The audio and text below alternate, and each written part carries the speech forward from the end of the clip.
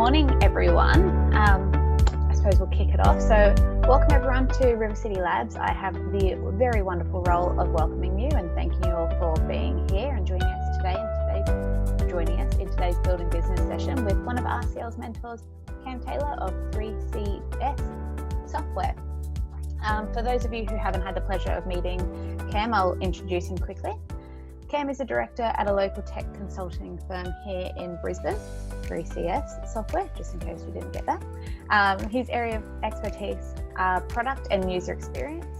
For the last 3 years, he's been an industry mentor with students at the University of Queensland as a part of a year-long course where they design and build a major project or product. Cam has over 20 years of experience in tech, working in Australia and the US at startups, consulting and product companies. Sorry guys. Cam's passion is based around helping people grow great products. Today, Cam will be chatting us through how a good idea can be turned into a great product, the fundamentals of making a great product, and starting your product strategy. Throughout today's session, Cam will break down the different approaches and explore case studies to help you level up your product game to make informed decisions about business building journey. I'd like to encourage everyone to have any questions throughout today's session. At the end of his presentation, Cam has been very lovely enough to offer up his time and expertise and answer some of those. But it is now my absolute pleasure to hand it over to you. Thanks, Rachel. Welcome, everybody. Good to see some familiar faces and a few new ones as well. We've got a bit to cover today, so let's get straight into it. So I think we've had the intro. Thank you. This is what I call the "Who the hell is this guy" slide. As Rachel mentioned, we've got, I'm the director at a local consultancy. We build products with clients, mainly software. I'm a co-founder of Hourly Time, which is a time trapping application. We've got around 3,000 customers at the moment. And I've worked across tech and consumer products, startups and corporates with some of those brands that you see there. Okay, so the question that we're looking to answer today, I guess, is, how do you go from a great idea or a good idea and turn it into a great product? So the talk's really aimed at first-time founders, so people who have not built a product before. But even if you've got some experience in the space, hopefully there's some new takeaways and a few refreshers on some concepts that you might have been exposed to before. So we're not going to dive into generating or evaluating new ideas today. I'm assuming, based on the audience, that you've got a solid idea, and by a solid idea, what we mean there is, can it make money? Is it profitable? Can it be done? Is it feasible? And does anyone want it? Is it desirable? And as you can see there, I'm guessing that many of you are at the start of the product journey. So you've got the good idea and you're working out where to next. Okay, so if we understand what makes a good idea, what about great products? I think it's important for us to understand or aspire to, where we should be headed and what we should be aiming for as we move through our product journey. So the first thing that you'll notice great products do is they solve a worthwhile problem. So by worthwhile, I mean the problems are big enough and they happen frequently enough that you can build a successful product and company around that particular problem space.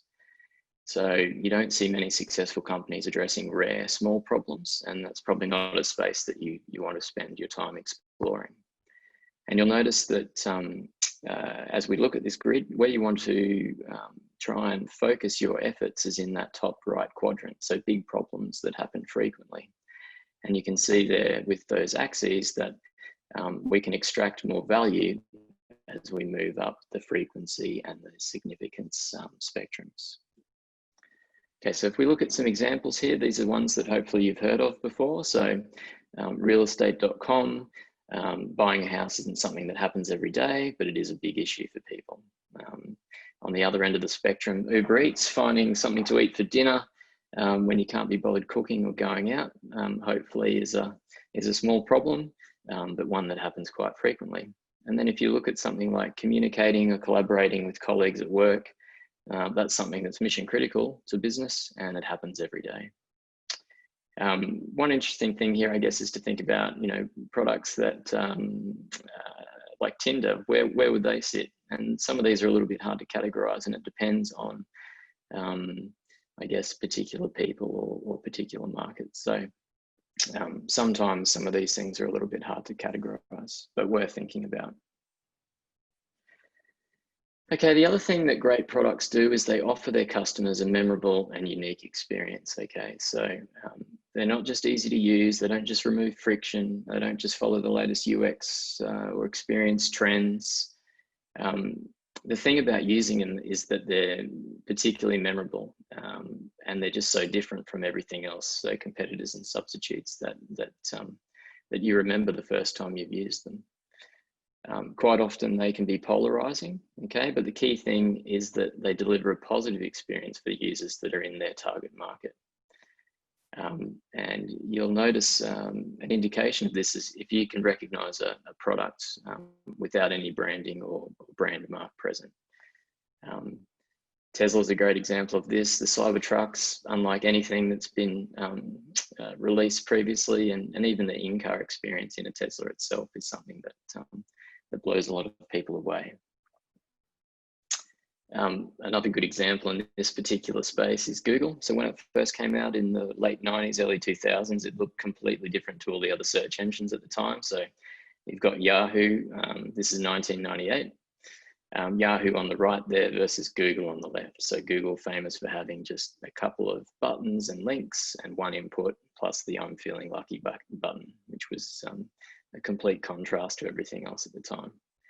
So I guess the takeaway here is that often when we're building our product and starting out, we're focused on a minimum viable product or functionality over form, doing a bare minimum to validate an idea. But don't do this and sacrifice the experience that the customer is going to receive, okay? You need to make sure that you deliver there. So sometimes this experience is so memorable and unique that it appears like magic, okay? So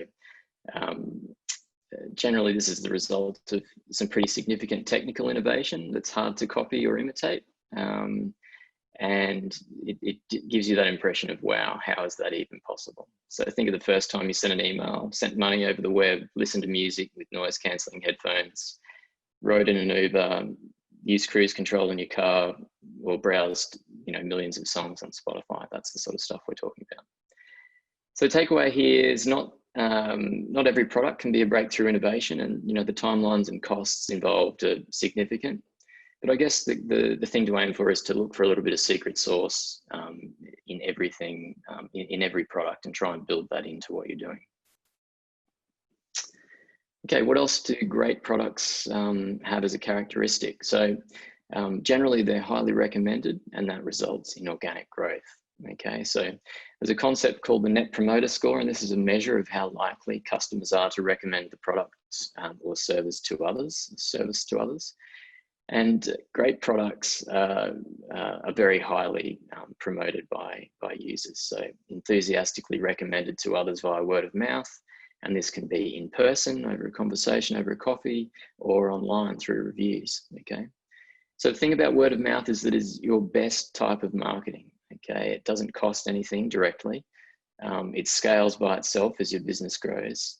And advice from friends or colleagues is often the most trusted source. It's easier, or it's better that a friend receives a recommendation rather than you telling them how good your product is. So I guess the takeaway here is the product is your chief marketing officer, okay? So regardless of what you're spending in your funnel or what you're doing with SEO or Instagram, any of that stuff, depending on what sort of product you're working on and where you're marketing or advertising, people are going to end up at your product eventually. And if the product doesn't stack up, then it doesn't matter how much you're spending on Google AdWords or how many users you're getting into the top of your funnel. Okay, the next thing that great products have is a clear mission and a strong vision, okay? So they're not trying to be everything to everyone, and they have a clear reason to exist, and they have a unique approach to the particular problems that they're solving, okay? Sometimes this can draw criticism. So when the first iPhone came out, as you can see in the picture here, it didn't have a keypad, and that was particularly controversial. Also didn't have things like copy and paste, okay? But if you look at those images up the top there, there's only 2 brands left making smartphones, really, and BlackBerry and Palmer are both dead in the water. So I guess a clear mission is about, you know, why does your product exist? And it's key to think about this when you're working on your product. So I've got some mission statements there for products and some logos up the top. So capture and share the world's moments, that's Instagram. Make work life simpler, more pleasant, productive, that's Slack. Help professionals make the most of their billable time, that's Hours with Hourly. Give people the tools to design anything and publish anywhere, that's Canva. And making internet business personal, that's Intercom. Okay, so the other element of this is vision, okay? So it's not just about, you know, why your product exists, it's about how you go about solving the problems that your product addresses. So there's some good examples on this screen. Basecamp versus Office 365 with MS Project. Basecamp, famously a project management platform. They don't do Gantt charts. They believe project management is more about communication and people working together than having Gantt charts illustrating progress. Android versus iOS, another great example of differing visions. Android, you can configure everything. iOS, it's pretty much everything works, but you can't control everything. You can't turn everything on and off. And then finally, Uber and Lyft, another good example. So Lyft, famous for their quirky things like the moustaches on the front of cars, versus Uber, a little bit more conservative.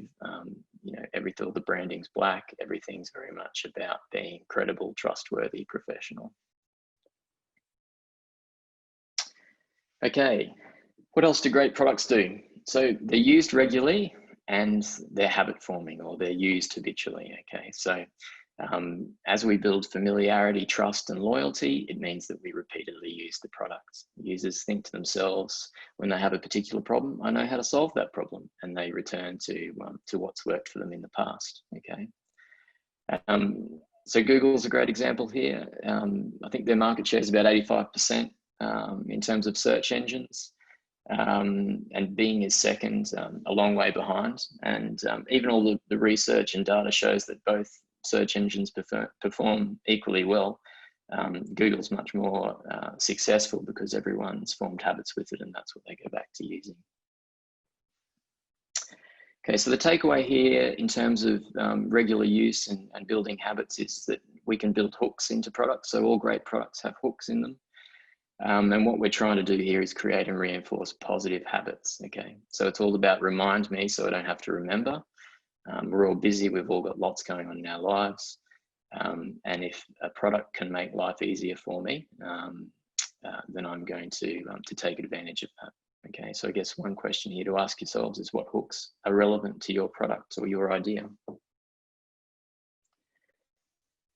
Okay, so the last thing that some great products have is successful network effects, okay? So the key thing here is that this isn't relevant to all products, but if it is, it's worth exploring, okay? So this is where usage of a product by users genuinely increases the product's value to other users, okay? So think of Pinterest and Instagram here. As people add more content, it makes it easier for other users to discover new things and new content themselves, okay? So quite often people will come for the tool. So whether that's applying filters to photos in the early days of Instagram or organizing images on boards, but then they will stay for the network effect. Okay, so if we know what a good idea is, we've got a good idea and we know what great products look like, how do we get from A to B? So the thing is that it doesn't really look like a straight line. It's not linear. And if you read about successful companies or you talk to founders who've had success, you'll invariably hear about all the twists and turns that they've experienced along the way. And so from the outside, sometimes it can appear like an overnight success story, but the reality is that it's taken, you know, several years to get there. And while it's great aiming high and understanding, looking at these unicorn companies and great products that we use every day, I think what we need to do is just dial things back a little bit and keep our goals specific, measurable, and attainable. Okay, so a good place here, I think, based on where many of you will be at, is to look at product market fit first up. Okay, so there's lots of different definitions for product market fit, but I mean, the simplest way of thinking about it is that you've got paying customers, they're happy with your product, they stick around with you, so you retain them, and they also recommend your service to others. So how do we get product market fit? Well, it's really like any product goal, and product management comes down to two things.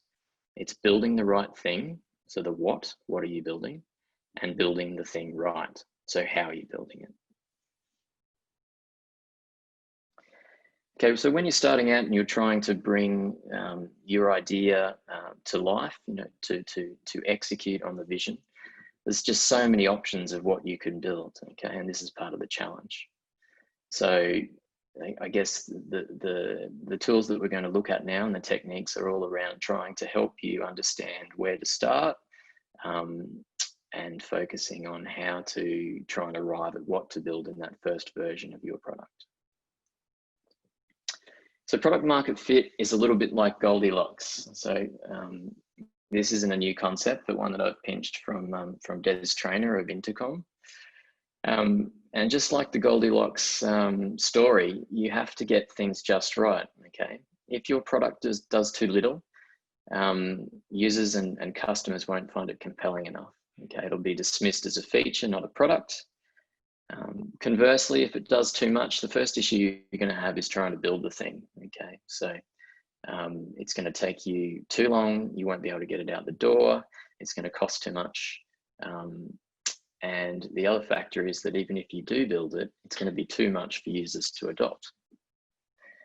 So what you're looking for is the middle ground, okay? So your product needs to be small enough for you to be able to build it and for users to adopt it, but also big enough to matter. And if you cast your mind back to that problem slide that we were looking at before about great products, it needs to be a large enough product and one that happens frequently enough for users to take it up. So a good way to think about trying to arrive at this Goldilocks scenario or the scope of this version 1 product is to look at the customer journey. So I'm assuming that most of you are domain experts or you have expertise in a particular area, and that your idea is focused on particular problems that your customer has. So the first thing I'd encourage you to do is focus on one job to be done, okay, or one customer journey. So what you want to do is think about that problem and understand all the little steps that happen along the way. Okay, so you start with the problem and then you have a look at the solution. Okay, and you try and identify which tasks you can start with and where you should finish. Okay, so here's an example. So this is personal transportation. Think Lime, even yellow cabs, Uber. Okay, so in the top left corner, we've got the problem. So organizing a night out with friends. Obviously, there's many different problems in this space. This is just a simplified example to help us understand picking an initial scope. Okay, in the bottom right, we've got the solution. So we want a great night. We want things to go smoothly. We want everyone to have a good time. So there's lots of little things that happen, even for small scenarios like this one. And the further you dig, the more you uncover. It's like peeling away layers of an onion. Okay, so we're planning the night, we're organizing friends. We all know how hard that can be. We're finding and booking a venue, we're getting ready, we're organizing transport, we're getting from A to B, we're arriving, paying for the transport, we're checking in because it's COVID, and then we continue on the journey. So we're browsing the menu, ordering food, etc., etc. So you can see that personal transportation plays in the steps 4, 5, and 6. And if we extrapolate that back to what you're trying to do in terms of finding the perfect scope, I'd say it's better to start too small than too large. So worst case scenario, you focus on 1 or 2 steps, okay, and you find out that it's not sufficient, not compelling enough, then you can always expand your scope. You'll find over time, if you get any traction, that you'll move up and down the customer journey, and even across into other customer journeys. And if you look at companies like Uber, the one that we're looking at here, you'll see that they started with UberX, and then they added additional product lines with Uber Black, and then they looked at Uber Eats, and so things expand, okay? But you need to start small to be able to get that traction in the first place. Now, the most important thing you need to do is find out where you can have the biggest impact in this customer journey, okay? You're bringing a particular insight, there's a field that you have or expertise that you have that's going to let you do something unique and deliver new value, okay? And if this is not the case, then you need to rethink what you're doing, okay? You're looking to be faster, easier, cheaper, more accessible, okay? And that's the key goal here. And it needs to be a big enough improvement that it's compelling for people to leave what they're doing at the moment, whether that's doing nothing or whether it's using a competitive or a substitute product. So substitutes are always worth keeping in mind. It's not always competitive products that you're working against. Great example here is health food and fast food. The two compete. They might not seem like direct competitors, but if you think about it, sometimes people want to be healthy, but then convenience and you know, they want a fast food kick, so out goes the healthy meal and off they go to McDonald's. The other thing to remember is that there are steps either side to the ones that you've identified in the customer journey, and these are the smaller steps that people need to do to get on and off your platform or your product, okay? So you need to make it easy for people here and factor this into your scope, okay? So we're talking about integration here with things like authentication services so that people don't need to create a whole new account, or imports of spreadsheets if you're building a CRM system so that people don't have to enter mass amounts of data just to get it up and running with your product. Because if they do, that's going to be a barrier to entry and limit your success or your chances of success. Okay, so the next thing I'd suggest in terms of working out your scope for you know, the first version of your product is avoiding direct competition with heavyweights, okay, unless there's something really, really compelling and different that you can do. And the other thing is to avoid reinventing the wheel, okay? So if it's not core to your point of difference to what you're doing, don't do it. So great example here is if you're doing payments, don't build your own payment gateway, integrate with Stripe or something similar. Okay, so in terms of working out what to build, the next step is to translate these tasks into features, okay, and prioritize them. So we've got the Uber example here broken out into features, and I've made the size of the bubble define how important or the relative priority of each particular feature, okay? So you want to map all these out. You can do it in a list if you're not a visual person, it doesn't really matter, but you need to prioritize them so you know where to spend your effort, okay?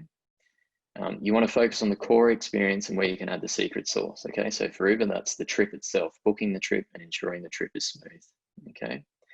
There's all other things around the periphery, okay? So some of these things will be secondary to the core experience and they'll complement that core experience. And then there are other things, so things like editing your account. So this is the sort of feature that I'd call it's a cost of doing business. You need it to have a product out in the marketplace. But that feature itself is unlikely to make or break your product. If you nail that and don't nail the core experience, your product probably won't succeed, okay? And then there are other things like onboarding and referral where you need to work out when you build those, okay? So you want to validate your idea and validate that what you're doing around the core experience is working before you do things like build out a refer a friend for a $20 voucher. Yeah, the same way with onboarding, you know, your product's probably going to change a lot in the first version. So if you're building a really in-depth onboarding process, that's going to cause you a lot of pain. Look for things that you can do manually. So things that don't scale in that initial period when you're building that first version. Do it by concierge or do it manually behind the scenes to get people up and running. So quick question here, what's missing, okay? So we've defined the features here, and this is a classic case of setting a scope. As humans, we're really bad at estimating, and we always underestimate things. So what we're seeing here is one version of Uber. This is the customer facing side, but obviously there's a whole driver facing side as well. And that's a separate journey that if we were building Uber, we would need to look at. So something to think about there. Okay, so as you're building out your product, the real struggle becomes restraint, okay? So things will pop up like this competitor has feature X, or our investor says we need this, or a really large customer says they'll sign on if we add, features X, Y, and Z. So the problem is that products become bloated one feature at a time. And so you need to learn to say no, okay? You don't want to end up with a product that does a million things, but does, no one thing particularly well. The product needs to be coherent and cohesive, and set within well-defined parameters, not just a bunch of loosely related features.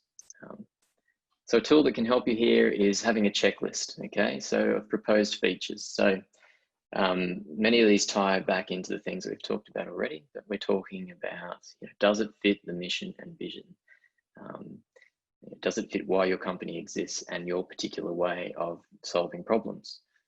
Will it still matter in a year? Okay, how important is it? Is it something that's the latest fire that comes along every 2 weeks, or is it something that's really going to matter for the long term of your business? So can we ship without it? Can we get the product out the door without this? Do we really need it? Is it core to the experience? Can we concierge it or do it manually before building it? Okay, so this is something I touched on in the previous slide. So quite often, if you can do something manually in the early days of your product, it'll give you a chance to get feedback, and it'll save you the time and effort of having to actually code it and build it into your product. So other things that you might ask when evaluating proposed features is, can we do it well? What's the opportunity cost? So if we don't do this, what else could we do? If we're able to build it, can we support it once it's out in the marketplace? Do we have the team to answer questions or support calls when they come in? A good example here is offering a free tier on your product. So yes, you'll get a lot more users, but you'll probably also get a lot more support requests. And of course, the key thing is, how desirable is it? How do we know that users want it? Okay. So that's what to build. The second part, if you'll remember, of our product management basics is how to build it. Okay. So in terms of the how, what we're looking for really is to start small, to get feedback, and to iterate. There's some great quotes here that I like. So one is, usage is oxygen for ideas, and no plan survives first contact with customers. And this is true. I've worked in companies where we've hidden ourselves in an office for 6 months, been given a direction by marketing or sales or executives, and we work day and night for 6 months, and then emerge at the other end, and then go and talk to customers, only to find out that we've spent 6 months building the wrong thing. So what we want to do is try and find small but whole solutions to be able to test our assumptions and validate the things that our insights, okay? So one analogy that comes up is this: build a cupcake, okay? So rather than building the independent pieces of a cake and then putting them all together at the end, we try and find the smallest possible component of that cake, so it tastes the same, it's got the same ingredients, it delivers value just in a smaller package, and we take that out and we talk to customers. We put it out there and we see what happens. We get feedback and we watch people, and then based on what we observe and the feedback that we get, we iterate. So we make changes over time as quickly as feasible to improve the product. So we try and get to that place that where we have paying customers. Okay. So a great example here, favorite one that I've used for many years, is Google Cardboard. Okay, so virtual reality and augmented reality is a really interesting vertical, but it seems to have all these false starts. Okay, so it's the next big thing and then it dies off. Okay, So this is a really smart idea. It's low tech, it's low cost, and it's really accessible. Okay, so people don't have to go out and buy a $1,500 VR headset. And Google is able to test out what use cases are suited to VR and AR, and what are people prepared to use it for, what aren't they, okay?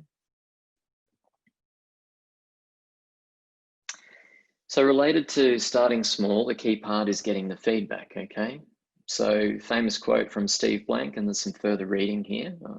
Steve Blank's the author of a movement, a book called Customer Development. And it makes a lot of sense. He says, get out of the building. There's no facts inside the building, okay? There's only unconscious bias and assumptions, and people who we talk to every day about the product who are probably going to reinforce everything that we've been thinking the whole way along. So we need to get out, okay?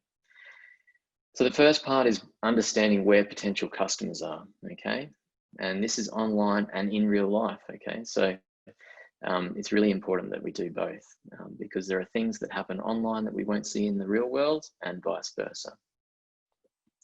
So camping out or ethnography is one of the most effective customer research methods, okay? So this is where we're out and we're observing people in their natural environment, okay? So the key thing here is that we want to understand the problem, and even if we're an expert, there are new things that we can learn. Watching people going about their business, solving these problems that we're looking at with or without our product, okay? Finding and talking to potential customers is obviously super important, okay? So we're not talking about randoms here that are outside your target market, or your mum, your dad, your uncle, your sister, your niece, okay? We want people who are actually potential customers, who are having the problems that you're looking at addressing and on the journey that you're looking at catering for. So specific things you can do are set up a booth at a conference. You can do a public demo. You'll even see companies doing guerrilla user feedback, where they'll go and set up at a coffee shop and try and grab people, ask them some qualifying questions, and then show them something. Other things you can do are see what influencers, thought leaders are doing in your field and engage with them. Read customer reviews of competitor and substitute products online. And of course, the ultimate validation is setting up pre-orders or taking newsletter or email subscribers on landing pages, and having analytics for things like particular landing pages or Google search terms. So a great example here of getting out of the building is a collaboration between ThoughtWorks, they're a product dev consultancy, and Woolworths. So this one's a few years old now, but what ThoughtWorks did is they set up an actual innovation lab, they call it, but really it's just a bunch of desks, developers, designers, and product owners inside a Woolworths store. And then they made a bunch of products from ideas, and they tested those with real customers in the store. I think the successful idea from this particular initiative was an in-store recipe app that allowed people to take a photo of ingredients and get some recipe inspiration. So one thing when you're talking about feedback and watching customers and talking to customers is that it's not as easy as it seems, okay? There's a great quote, Eric Ries from the Lean Startup: "We must learn what customers really want, not what they say they want or what we think they should want," okay? And this is really worthwhile thinking about. So many times I'll talk to customers or be doing a focus group with customers, and you get the feedback, you run back to the office and you start working away, and then you do your next iteration only to find out that it's not received well, and you're left scratching your head working out what the hell is going on. But there's some key psychology and some things that happen here. So quite often, customers really want something different to what they tell you or what they do in front of you, okay? So the first thing, when you're talking to potential customers or real customers, it's not often that you're in their natural environment or they're comfortable, okay?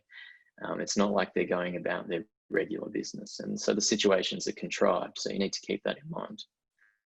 Quite often they can be embarrassed, so they don't want to consider or come across as being not tech savvy or not an expert in their field or not knowing how to do something, okay? And if they're having issue using your prototype or your product, they're going to be flustered, and that's going to affect the feedback they give you.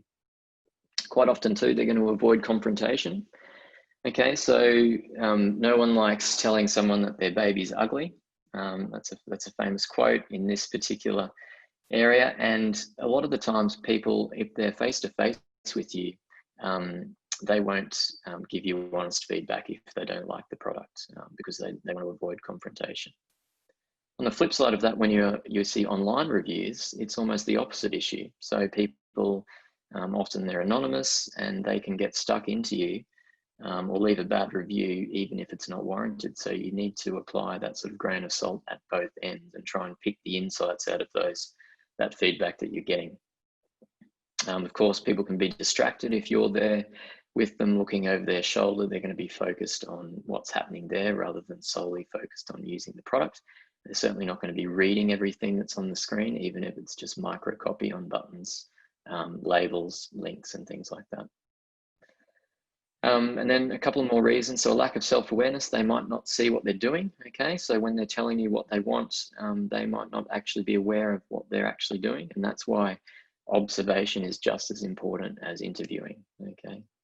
And then the last thing is poor timing. So how often, you can see in the image here, how often do these annoying prompts pop up? You know, are you enjoying our app? Please rate us now. And you were just, you know, you might be playing a game, or it might be something like doing the weekly pay run if you own a business. And that's the last thing you want. It's annoying, and you're just going to bash any button just to get rid of the thing. Of course, one thing worth mentioning here is data. So it's one thing to talk to customers, but observing them in person and actually observing the data. So once you have a product that's up and running, or something that you can measure, that also is going to be a great way of working out exactly what people are doing. Okay, so we're going pretty well for time. So we're wrapping up. So your focus should be based on where you're at. You've got a good idea. You're looking to build a great product. You need to build the right thing, the what, okay? So that's analyze the customer journey, find the right scope, Scopilocks, remember Goldilocks? Prioritize your features and focus on the core experience. Learn to say no to new features that don't fit into your vision or mission. And then on the other side of the coin, you need to build the thing right. So you need to start with a cupcake, start small, iterate to improve the product over time, get out of the building, get feedback, but take things with a grain of salt, and make sure that you're picking out insights, not just listening blindly to what people say, because as we've just learned, customers will tell you one thing, but what they actually want is something else. So where to next? Okay, so as you add more features, you're going to want to actually measure your feature engagement. So which features are working, which ones aren't, okay? You're going to want to think about pricing. So when you start out, you'll probably have one offering in your product, Uber Black or Uber X, sorry, for example. But as you move up and down the customer journey and across into different customer journeys, you might add new product lines or new products, new features, and you'll be able to segment your offerings. So that's when you see a product will have multiple price points. Uber Black, for example, a lot more expensive because it offers a premium experience over Uber X. There's also going to be some additional management of internal and external feedback requests. You're going to be hit from all angles. So people, your development team, as you build out your company, will tell you that, well, we've got some slack time because COVID's around, and so can we build some features? Or sales are going to sell one thing and ask for another. So it's all about managing those different stakeholders and planning out your product roadmap. Pivots, okay? So if things aren't quite working as well as you'd like, you need to think about when, why, and how to pivot. And then as we touched on before, as you scale out your product, you need to make sure that everybody's on the same page and aligned, because as a founder, you can't be in the room all of the time to make every decision, okay? So you need to make sure that everyone knows the plan and they're on the same page.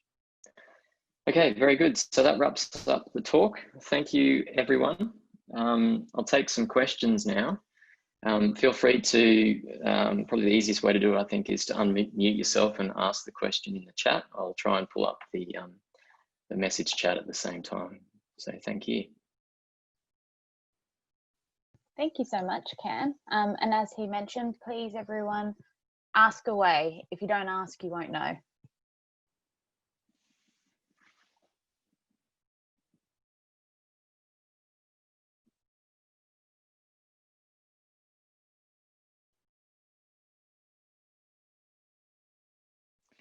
No questions? Surely there's something you're dying to know. Must mean you've covered the content perfectly. I know in the chat box there was a lot of questions about getting a copy of the PDF pack, which will be shared out after the session.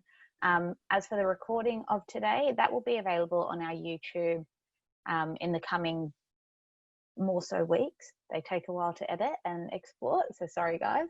But yes, you will be able to rewatch this at some stage. But guys, while he's still here, please ask questions.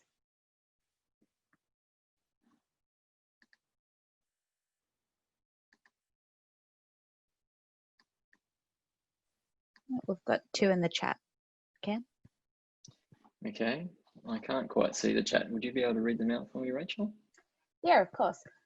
Adrian says, how can you get an organization that has a fear to fail and iterate to move to more agile product development? Okay, so I think that one's probably more of a culture thing than anything else. So I guess if you're working for an organization that is afraid of doing innovation, yeah, it's a tough one. Ultimately, every company needs to innovate, otherwise they'll die. So I guess your job is to try and convince the leaders in your company that that investing in innovation is important. And innovation happens across a spectrum. So this is a little bit different to a startup scenario, but most companies have a product portfolio, and they'll have small products that have incremental innovation. And then on the other end of the spectrum, they might have big ideas and big experiments that are more risky. Okay, so we're talking about those breakthrough innovations, things like the slide with the Bose noise cancelling headphones. And they're the ones that are more risky, less likely to come off, more expensive, longer to deliver. And what companies, just like an investment portfolio, companies need to be spending time and effort across that spectrum of things. Okay, so maybe one way to get them started is to start small. Okay, provide some examples of other companies that are in your market or industry that are doing well, and companies are generally pretty keen to promote innovation as a marketing tool. It's a great one for recruitment as well. And if you can show them what competitors are doing in your space, that might be enough to jolt them into action. Perfect. And we've also got one from Sonia. How about testing market need for any B2B non-software product? So I think the principles are the same. So what we've covered today are just as applicable for hardware products as much as software or consumer products, B2B, B2C. Really, and you saw with the Google Cardboard example, I guess that was a good example of doing some low-tech, low-cost validation without having to build something that's going to take a long time or super expensive or sophisticated. And that's where I guess this stuff is difficult. It's about finding out what's the smallest possible thing, so the cupcake that's compelling to customers and that will engage them, but at the same time validating your idea. So it's pretty tricky. The good thing at that stage is that you're not asking them to hand over money. Okay, so that they might be a little bit more forgiving. And also depends what else is in that space. So if it's something new and exciting, think of something like Airbnb when it came out. So a disruptive innovation. Potential customers are generally a lot more forgiving of prototypes that are rough and ready. Okay, whereas if you're competing against established market players and heavyweights, then you're going to need to come to potential customers with a really compelling cupcake, if you like, or prototype, a reason to switch, because they're probably using an incumbent and that's probably doing the job for them. They need a reason to shift. Okay, so what you show to them might need to be a little bit more polished than a piece of cardboard holding a phone. Perfect. Well, if there is no other questions, the chat box is absolutely blowing up with people saying thank you and great content. Well, thanks everyone. Thank you from everyone. Thank you from RCL side. If you do think of any questions, you can always hit me up on any of the socials, so LinkedIn or Twitter. My Twitter account's @HeyCamTaylor, and LinkedIn, just search for me and 3CS Software or Hourly Time. Perfect.